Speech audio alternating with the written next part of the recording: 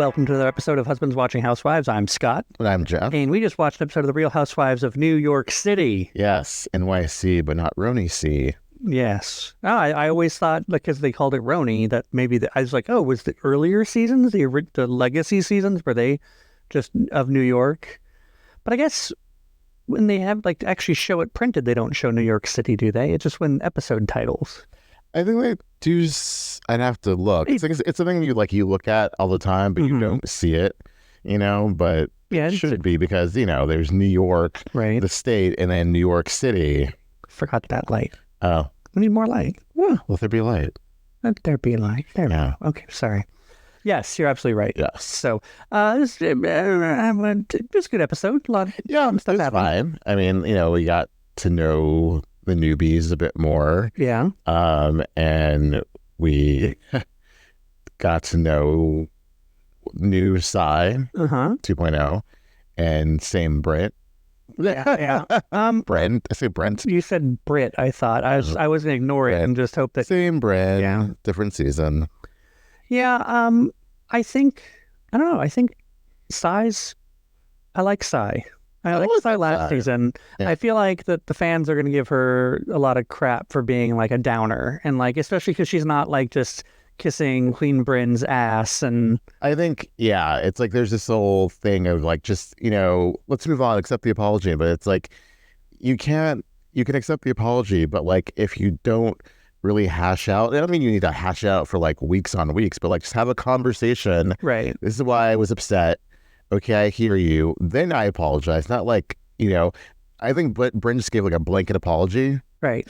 And wanted to like stop it and like have a fun weekend, which you can do, but you have to have like a bit of a conversation and not just say like, sorry. And like she expected Sai to be like, okay, cool. Yeah. Let's have funsies. Yeah. And that was, it was not happening for me. I wouldn't have accepted it either if I were in Sai's shoes.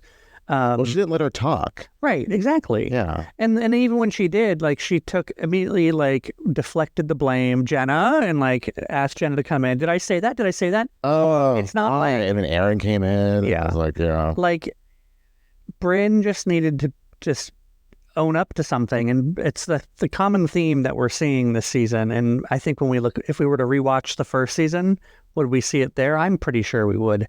That Brynn won't accept a responsibility for any part in conflict. Yeah, I don't really recall. I mean, I could see it, but I'd have to like go back and see how many things she really started. I feel like it was so much was about Jessel and Erin, and then like Sai coming at Jessel, and I don't know if Brynn stirred the pot as much as though she was just doing her like boop boop be doo thing. Right. But I'd have to maybe not go back and watch because it's not worth that. No, true. Oh, very true. Really good summary. I just think she just needs to, who quickly apologizes and doesn't really mean anything? Ramona. Yeah.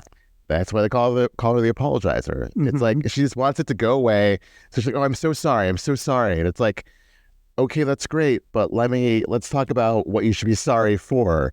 Not in a teacherly way, right. Like you should be sorry, young lady. No, it's just like, let's just have a conversation. That's all Sai wanted, and then they could have moved on. But Brynn just wanted to like shut her up. And when Brynn wanted to prove that somehow the way Sai was experiencing things wasn't the way Sai experienced it. Yeah. That somehow, oh no, well, I'm not the only one. Like, that's the thing, is that she even goes to say far to say, I'm not the only one who would have said it. Or like, Jenna was hearing that from a lot of people. Right. I don't even think she said, I'm not the only one who said it. She didn't even admit to having said that. Yeah. She's like, Jenna was hearing that from a lot of people, weren't you, Jenna? And Jenna then backed her up on that. Right. It's like, whatever. But like, let's just like tell her why she's pissed at you, and then you could just carry on. It really bugged me, and it went around in circles to the point where I was like, what are they fighting about? I can't even tell. Well, and I think that's ultimately why Sai was like, fine, whatever. Like, right.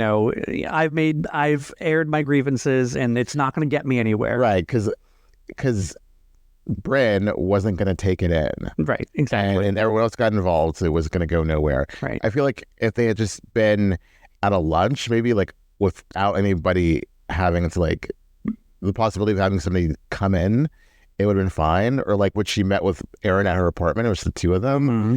Like, but the fact that they're in the same room or the next room over, it was just so easy for them to like, as they did, come in. Yeah, I don't know why Erin. I mean, I guess Erin can be back in there because she's like, well, I'm just trying to make sure things don't explode at my little weekend gathering.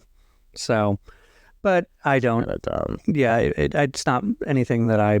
No. But I mean, I see why Sai would have relayed that to Ubah and said like, yeah, she didn't even let me talk, and just was not complaining about it, but at least saying like, giving her side of this, what just happened. Yeah. Now, where things went off the rails is when Ubah like just took it too far, and then like wrote in on her pigeon metaphor. Yes. And wouldn't stop talking about it. Yeah, and that happens, later after they go to dinner and everything. Yeah. But I think after hearing the pigeon metaphor numerous times, I think I finally got it because the pigeons not having an address. I think it's like carrier pigeons. Yes. Not knowing where they're going. They're delivering the wrong messages. Yeah. Right. It took me a little while. It sounds really, that's why people can stop laughing when she kept saying it, because it just sounds really silly. I get what she's saying.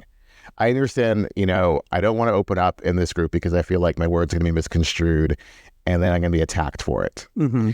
Also, it took us both hearing Jessel say that Ubah was probably still pissed at Brynn for like exposing her Connecticut boyfriend. Right. And I was like, oh, aha. That makes sense. And once that was revealed and we were reminded of that, I was like, oh, that's why she's not letting it go. She's like projecting a bit. Yeah. Like, I am pissed on Sai's behalf. No, just be pissed on your behalf. Right. But I get what she's saying. But words she's not wrong. Could have been better. Yeah, she wasn't wrong. Yeah. It was just how she conveyed it was just kind of like, one, you just let it go. And two, just like be like, Brynn, I'm pissed at you. And I never really expressed that. And on top of it, she's trying to be too general and like make a blanket statement that all the women are like that, which, she's trying to which they are to an extent. So she's trying to involve Erin and the whole idea that Erin's misconstruing what the whole car sick thing between Racquel and the rest of them. Yeah, like I didn't get that either because it seemed like a pretty straightforward conversation that Racquel had with Erin. But then also I saw it was a straightforward text exchange, but maybe it was just miscommunicated. I don't think it was a huge No, I don't deal. think anyone thought it. I don't think anyone. I was like, whoa, I just walked in and now I'm being blamed for something. Yeah. I mean, that seems a little, I don't know, it seems a little too critical too. Because if you just walked in and I was just like, oh, yeah, Racquel said she was going to ride with you, but like she gets car sick and you guys wouldn't let her sit up front. And then it was like, no, she didn't ask to sit up front. Like, that's the end of that. Like, there doesn't need to be much else. And, oh, okay, we got it wrong. That's with texting. It's like if they had a call, she could have said, no, could I just drive your car? Or could I just sit in the passenger seat? See, that doesn't make sense. Yeah. Well, I do know a lot of people who don't feel well unless they are driving. Yeah. So I can see that. Maybe that was it. Maybe that's what it was. But no, you can't drive my new car. I agree with Sai on that. Like, I just met you. You're not driving my car. No. I'll let anyone drive my car. I wouldn't let anyone drive blue car. You remember anyone drive red car? Jim and Sheridan that came up and sounds like you real names. That's fine. They came up and I wasn't feeling well. You I had a drink. Oh yeah. And Jim's like, I'll drive, and we're like, and by this time the car was maybe this was at least a year old, 2 years old. Yeah. No, over a year because it was last year, and we're like, well, I don't know about that, but I would have let him drive the car. He seems like a reasonable person, and he hadn't been drinking. Oh, I think the podcasters are going to get me sneezing, and with the video, I don't think we can edit it out. Oh, no. But we'll see. Hold on. It's a comedy. Just try.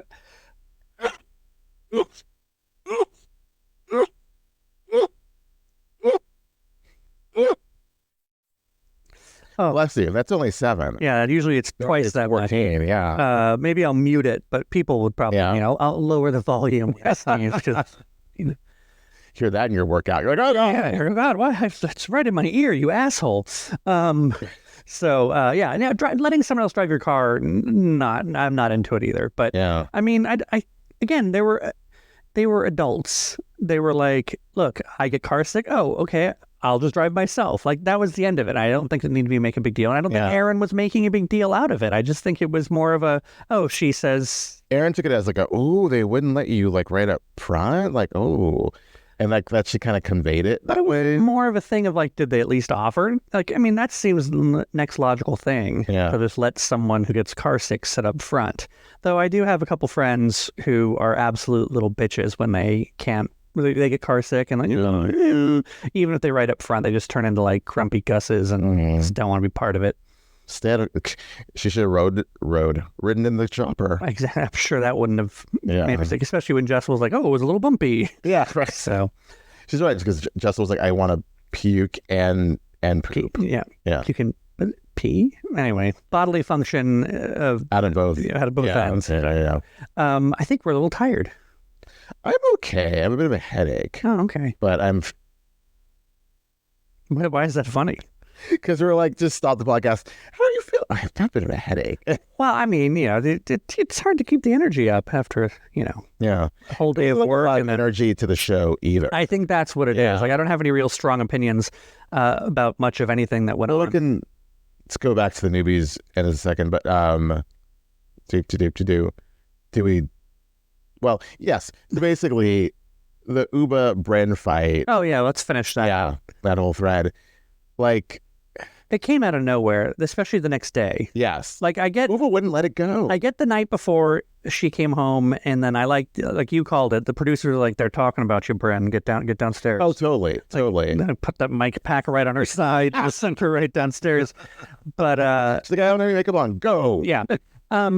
When Brynn did kind of the aside under her breath of like, here we go, it was Yeah. kind of like, that's the kind of here we go you give when someone's been drinking. You're like, oh, so. No. Well, here we go. Was the next day. Oh, was it? I thought there was Yeah. a little bit of something the first night. There was a little bit of something that was like, oh, okay. Because, No, it was go to bed. But I don't think Ubah drinks that much. Period. oh, So I think this was like Ubah, like hot.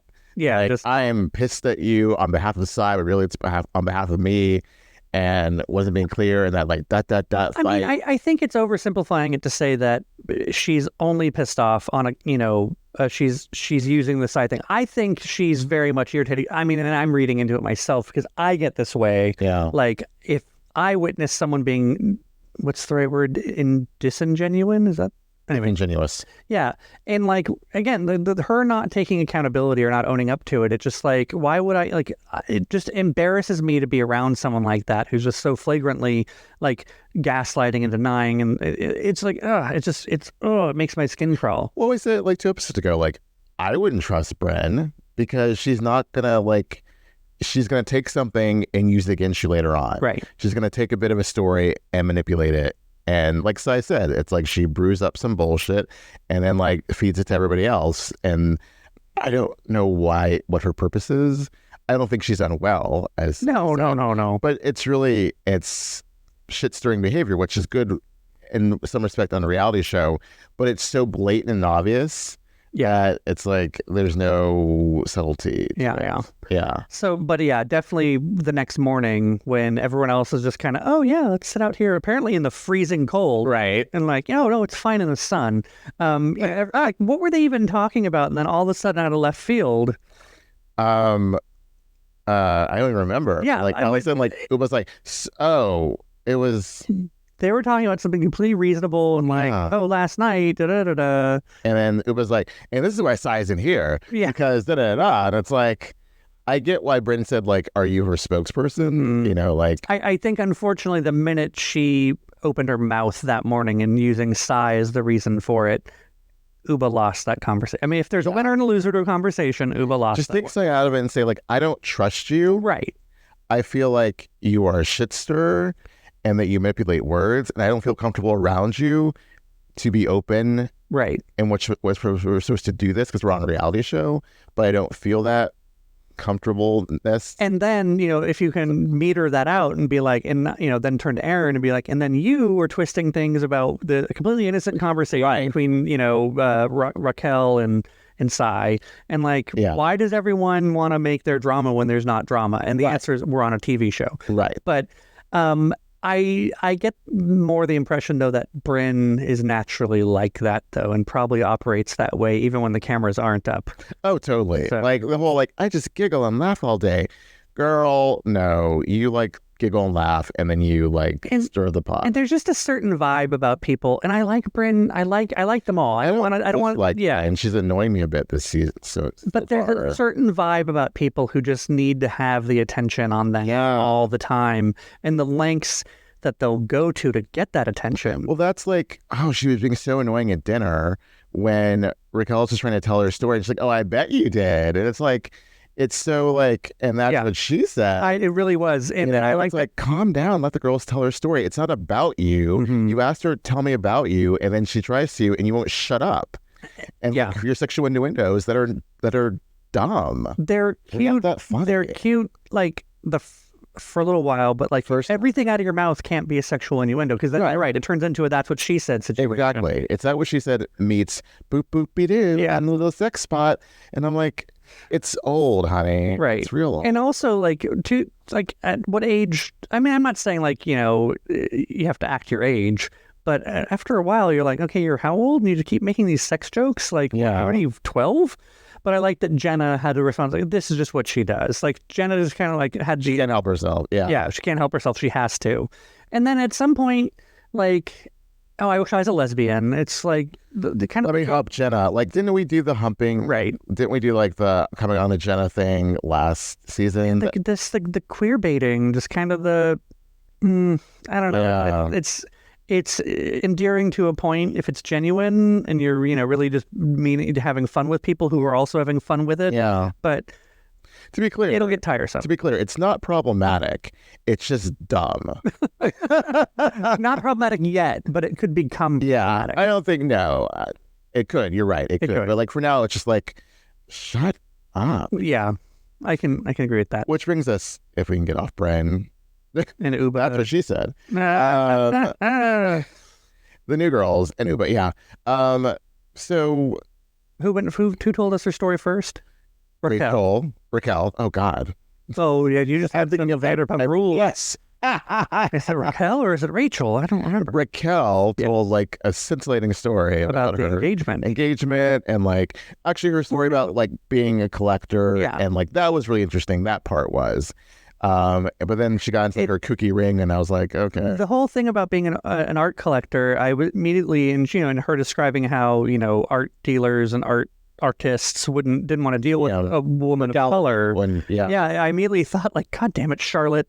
I just went to Sex and the City and I was thinking about like, because we just watched it the other day. That's true. Yeah. But also like, you know, when you do think about it in pop culture, you know, I don't even know the realities of the art world. It is a very white, very rich. It's the Gallery Girl. Yeah, exactly. There was actually like a show on Bravo. Okay. Like one season, but yeah, it was a lot of like, like wealthy, you know, or upper class white women. Yeah, and so it's like something I had never really thought of, even though that's clearly what not even the stereotype, I guess, but that's what what is portrayed in society and in a lot of things, is that it is, you know, rich, wealthy benefactors, which are typically white people. Yes. You know, I'm going to pay you, to do art, you know, and things like that. And so it was interesting to hear her say that. What is it when some commission, like I commission a thing? Well, but also it's like it's strange to me. Or I'll pay you to do art. It's strange to me, like you won't sell to somebody. Like, isn't all money? Money's the same color in the bank. Isn't that what they say? Yeah. All cats are gray in the dark. Yeah. Did we just hear that somewhere? We did. And I can't remember where it was one of those movies we watched. Anyway, but was that in the Saturday Night Live thing? Oh no, it was in whatever where she's having sex with the old man and she wants the lights out. Oh, Samantha, it was Sex and the City. Oh, it's Sex and the City. If you're unaware, there was a Sex and the City marathon on HBO Signature. So if you can bear watching non-HD Sex and the City for 5 hours on end, that was for us. More power to you. Yeah, we did marathon that. We were paying attention that we were on phones.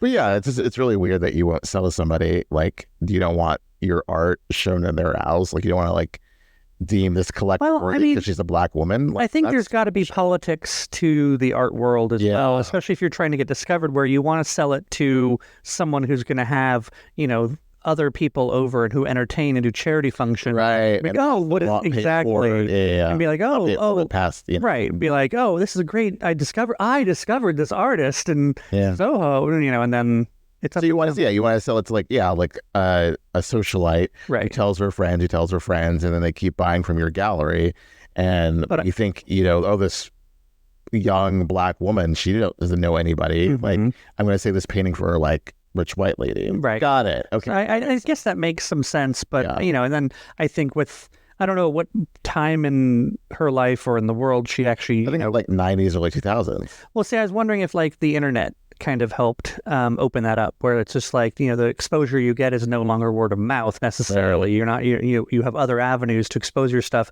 and then people who may not have a huge following of socialite parties and whatnot can expose your stuff in other ways, so maybe that's one of the things. I don't pretend to know anything, the first thing about it, but it makes some sort of logical sense. It does. But yeah, I mean, it's very nice. I mean, interesting that she's amassed a collection that museums are chasing her for and asking to borrow. And I was trying to like kind of wrap my head around that while we were watching it. I was like, I couldn't imagine. One, we have so little art. I mean, this is our art. Hanging in the Louvre. Yeah, exactly. But like, I couldn't imagine someone calling and being like, "So we hear you have that really rare Picasso, and just like, can we show that for a month?" And I guess that's how it works. Yeah. Like, we're putting together an art show at the De Young, and we need art, and we hear Jeff has some. No, true. Like, we really want that picture of Jess. So Anyway, good picture. Yeah. Yeah, we added thumbtacks to it because the fan was blowing it in the wind. So like blowing kisses in the wind. Blowing kisses in the wind. Okay, a tay in the wind. So then we learned about her engagement and her ring, which is a lot. Yeah, I mean, it's definitely for her. It works for her. I am happy for her. I mean, I think all the women in these Housewives shows have these giant rocks of rings, and like, as men, we were like, we get to wear our. I know it's real, but like it looks like costume jewelry. On TV. Yeah, I'm sure in person it's like very amazing, but what is it supposed to look like? I guess she was saying an art piece. It's an art piece on her hand. I guess she was saying it's all sorts of different diamonds, I guess, and different colored diamonds and stuff. But it just, it did look like. Something Mrs. Roper would wear? Something like that. I think Joan Rivers was wearing. No, there's so many. No, you remember, it just looks like something from the 90s, like it's adjacent to either a jelly bracelet and then like the phone with the neon inside of it. Like, I don't know. It just, if I figure it out, I'll let you know. I'll wake you up at 3 a.m. and be like, I know. And I'll show you my. It does look, like the gold of it all. Like, it does look like something. I'm trying to figure like the right character. It's not Mrs. Roper. It's not. I really think it's something that would be like in the diner on Saved by the Bell. Like it would be like a light fixture. It's not that yet. It's like, but it is very 90s in that the shape of it. And yeah. But I mean, it's unique. I mean, I'm not knocking it. Just not my taste. I'd rather have a nice simple band with trees on it. Or just a classic band. Yeah. Classic band. Then we get to Rebecca. Mm-hmm. And her, I lost my virginity at 16. My parents gave me birth control pills. I didn't think that was that outlandish. Well, I mean, so she must have been a teenager like in the 80s, we're going to say, right? I guess. She's like in her 40s now, maybe early 50s. We're in our 40s. I think she's like, maybe she is our age. Anywho, for her parents, I like this moment, where we're like, oh right, it's great because we always like, oh, she's younger than us, and then we like, oh, well, they're older than us. It's when we realize they're our age where we're like, oh, we are old. It's like they all kind of are. Not all of them, but they're around the same. Well, like when Jenna says she came out when she was 45 or 43, I was like, wait, Jenna's not 43. And I was like, if Jenna's 43, then I'm 19. Well, according to like Sai, she's an old lady. That was like, oh, girl, that's going to clash at the reunion. I don't know. I mean, you can't make an old lady remember, like, what I'm going to do, beat her up. Like, it makes it seem. That seems like a solid. It makes her seem like she's driving Miss Daisy. The problem is that Jenna, I think Jenna doesn't take herself too seriously where she would get upset about that. Right. And I think that's the rapport that she and Sai have together is kind of like a back and forth of like, not. I'm just saying, Annie will bring this up the reunion for sure. I thought it was hilarious. And I like that Jenna tried to bring Cackling Hags back. That was, yeah. Made a little. And the Christmas tree dress. Oh, the Christmas tree dress. That was so good. I think you're right, though, that Jessel should have gotten nothing else. Nothing but the Christmas tree costume. Yeah, that would have been That's all you get. Perfect. But then, yeah, she kept pulling out every little slinky thing. It had a lot of weird snaps and So much lingerie. I don't understand the women's lingerie. I understand, like we're going away on this trip. Here are all these gifts. It's like, why? Well, isn't that a housewife thing? And Well, it made sense for Erin because she's hosting. But yeah, for Jenna to be like, I'm rich. I drove a Bentley here with all this lingerie. That's a Jenna's thing, and she gave. Maybe it was all just so she could give the Christmas tree costume to Jessel and have him. Yeah. That's true. She said that's a joke. Yeah. Side note: I would rather have Sai's Range Rover than Jenna's Bentley. I don't care if Jenna's Bentley costs more. Mm-hmm. I prefer the Range Rover. Yeah. I like riding up high, and I think it's a cuter car. We couldn't afford either, but that was like, I don't think it was a huge, like someone was saying it was like it was shady to show like the price tag of Jenna's and like the more price tag of Sai's, but I'm like, I prefer Sai's. Yeah, and I don't think that's shady at all. I think that's just saying they're two really expensive cars, and like if you couldn't get that one's still really nice. And then Racquel has the Porsche. Yeah, or Porsche. I would take the Bentley. I mean, I don't know that it's necessarily that brown. Color, yeah. It's not necessarily me. No. I would like to say I'm more of an SUV person, but I don't think You're that going for a shoe, but not like a car. Right. I think that when you choose weird colors for cars, it's just to kind of show that like, oh, isn't it? Not everyone has this. So it's like, that's why that whole matte black Tesla was going around. And remember, it was Canadian girl on Atlanta who had like the matte black car. Sonia? Yeah. Not Sonia. Tanya? Tanya. Oh, yeah. Yeah. You guys! My car's matte black! Because they were saying like, oh, I hate that matte black. And it's you know doesn't age well. So, you know what I would rather have? I would rather have that Range Rover over a G-Wagon. Like, I can't stand those Mercedes G-Wagons, mainly because they just look a little, little like... That's German. Yahtzee-ish, yeah. Yeah, that's German. Yeah, so it's just like, I don't know that I'd want to be driving around in something that looks like it came out of World War II. So, it's true, it does. It does. It really does. And I guess maybe they're trying to reclaim it, but, it's not for me. No, no. But... Oh, sorry, back to Rebecca. Oh, yeah. So, I thought, like, her story was kind of odd that her parents gave her birth control in lieu of her not doing drugs. Like, but maybe that's the parents that she had. Yeah, I mean, I'm all in favor of, not that we have children, but I grew up with didn't ever really talk to my mom about sex or anything until I came out when I was 22. But even then, I didn't really talk about sex. And who does? Who talks to their parents about sex? That's the weird thing is you really don't. But my mom and I had a relationship where I could say just about anything. And I don't know, I like the whole idea of being honest with kids. Like, I don't think you should take it to the alleged level that Paula Poundstone took it with, her kids. But, being honest and having conversations. And, like, I think it's stupid to bury your head in the sand like Jenna. And, like, I have a 17-year-old who clearly has a girlfriend. We just went rock climbing together, and they're not having sex. It wasn't his girlfriend. Wasn't his girlfriend? No, it was like her assistant and like a friend. Just a gal pal? I think it was Jenna's friend, not his friend. Oh, they looked similar in age, I thought. But anyway. Anyways. But it's, I don't know, I think it's better to be upfront and address it head on than to la la la la la, raging bag of hormones and having sex, So not that I, begrudge Jenna for her choices, but I don't think there's anything wrong with. I feel like I would have wanted less of that sex story and like more about like, who you are. Like, I assume she's divorced. Like, they mentioned the kid. She didn't really talk much about it. So I really, really, really, really hate that Sai kind of poisoned the bunch of apples, off season and that whole thing. By Jeff Lewis thing. Yeah. 'Cause I couldn't, every time I see Rebecca on screen, I'm just thinking, oh, she is a little boring. She's a little very normal under the circumstances that she existed. Like when they show up and she's like on the porch, there was some words exchanged, like when they're getting there, and she just seemed kind of like, like whatever, we're here. There's no quirk to her aside from being a Scientologist. Like, there's just no, like, I feel like with Stacy on Potomac, like, she is very straight-laced and buttoned up, but then she's like kind of fun, and like the quirk of like, I'm getting a divorce, still living with my husband, have a secret apartment, and I'm dating a guy who's a devout Christian. Kristen? Oh my goodness. He's a devout Kristen Wiig? He is devoted to Kristen Wiig. Yeah. A devout Christian. I'm just letting this happen. Just keep telling me.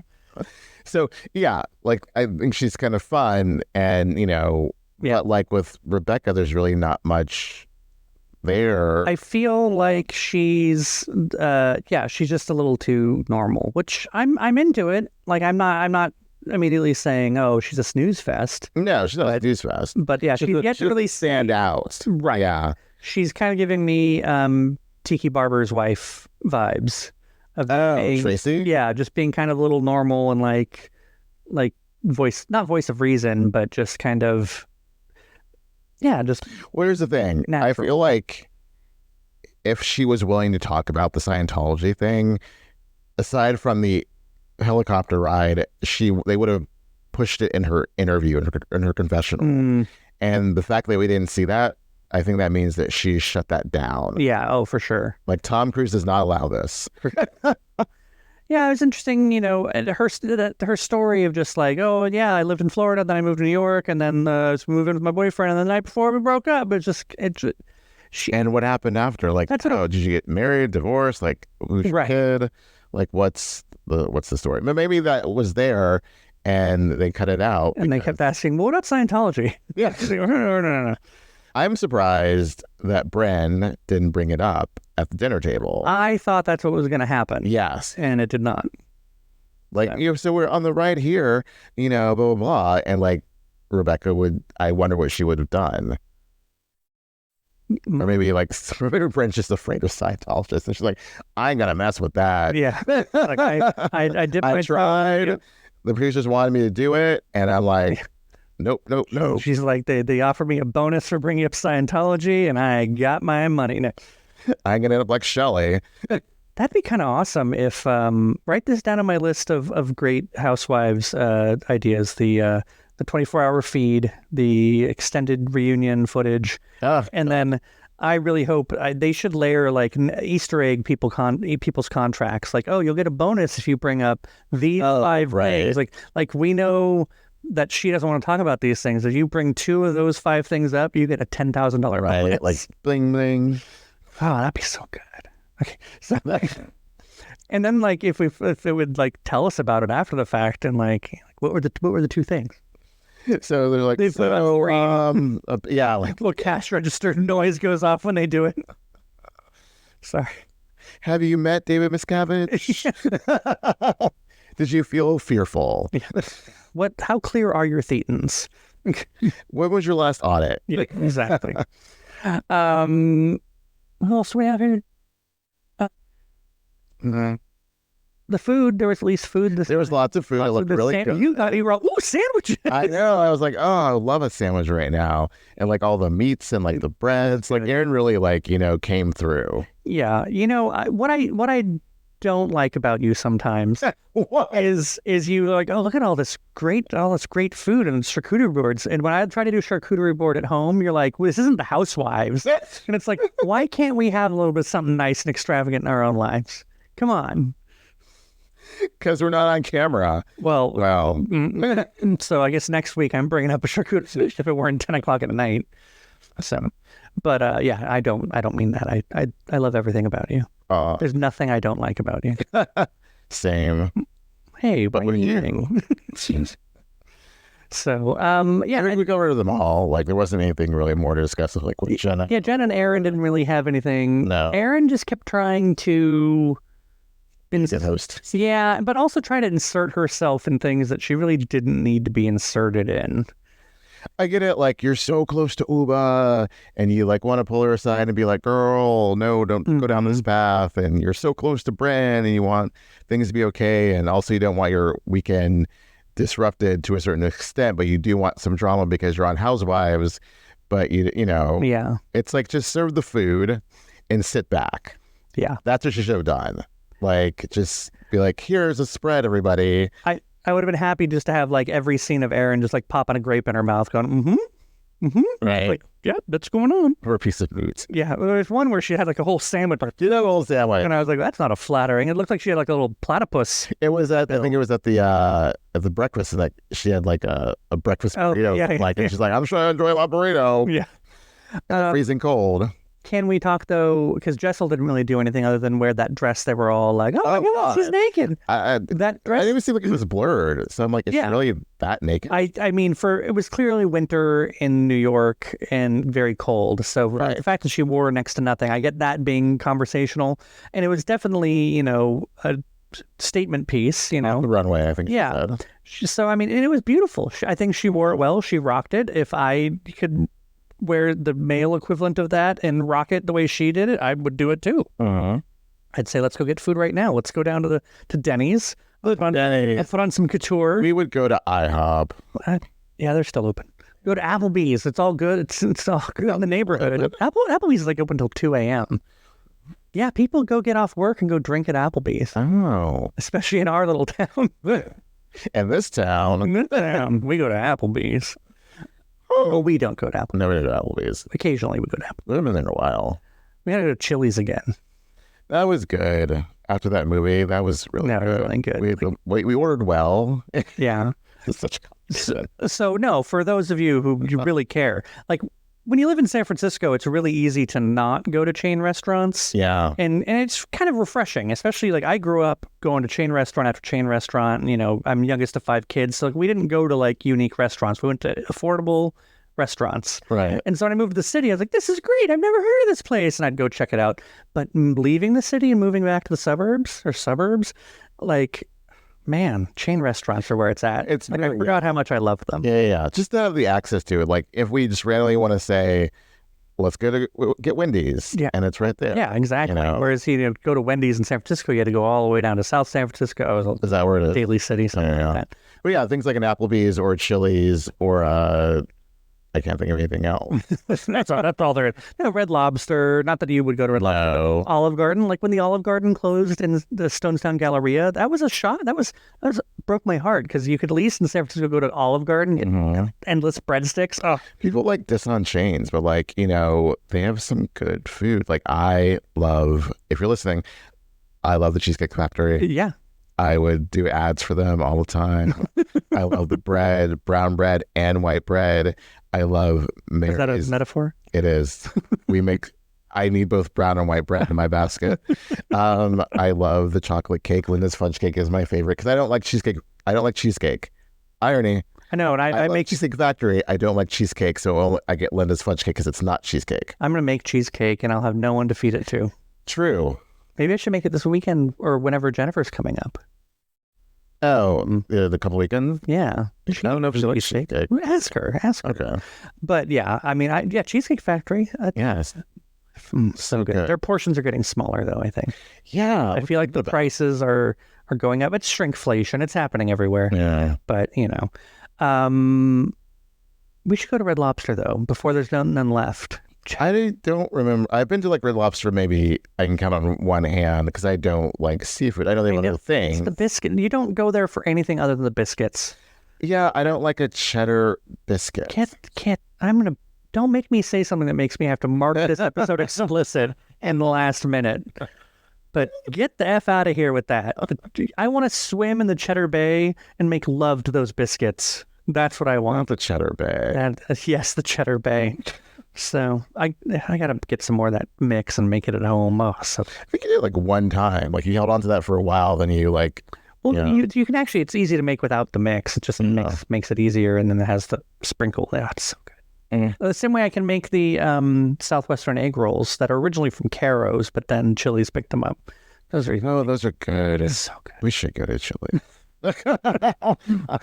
I didn't realize when you brought up. I don't know if you realized when you brought up. It's easy to go to Wendy's. I'm like, was that a nod to Salt Lake City? And no. Are you being influenced by Lisa Barlow's partnership? Influenced to like not go to Wendy's because of Lisa Barlow's partnership. I just who was it? Was it 2 T's? They're like, what's a JBC? I'm like, Junior Bacon Cheeseburger. Yeah, they are. Who doesn't know that? I mean, I would never call it a JBC, but. I mean, it sounds like a college. Well, I don't know. I've never been partial to abbreviating or acronyming things. Is that Anachronizing. whatever the word is? Sure. I just don't like it. Like, I had a friend who'd always called. Do you remember Electronics Boutique, the software store? Maybe they were only here on the West Coast. Growing up at the mall, there was Software Etc., computer game store, and Electronics Boutique. And he would call it Elbow. And I'd be like, no, I'm not having it. Why would you do that? Because I guess apparently Electronics Boutique is too much to say, when you're just having, I don't know, Was he trying to make it like Dumbo, like in Brooklyn? something. But, people have this desire to abbreviate everything. But I'm wondering if because the Mormon Church and the LDS and all that, maybe in Utah they just abbreviate a lot more. So maybe the JBC. Oh, I don't know. they're just all high on swig. When we go to Sure, I mean, not like they're not infusing it with like marijuana. when we finally go to Salt Lake, like we planned to before the pandemic, Right. and visit the land of my people, Yes. we're gonna go to Swig, Of course. and you're gonna complain like, oh, too much sugar. You're gonna have So much sugar. you're gonna have like a lime Sprite with some weird good flavoring, and you're like, oh, I'll get it small because I feel like a little bit goes a long way with that. probably. So Well, we really got on a tangent. we have. That's good. Yeah, it was good. I like it. We talked about everybody. I think so. I mean, I don't want to necessarily end this fun. I'm having a good conversation, but if you want to end it, no. That's not how it goes. Oh, really? So it's within my power just to keep this going all night. Not all night. We have to go to bed. We do have to work Ring our tomorrow. hats. We didn't win the lottery tonight. We keep buying the wrong lottery ticket. Really annoying. It's just trying to win this lottery and it like being elusive. Yeah, I know. I've been trying for years. You'd think I'd learned my lesson. I know. So you're relatively new to the lottery game. I mean, the fact that I've downloaded the app now and I can check a ticket. Yeah, that's true. So, well, maybe next time we'll win the lottery. Until next time.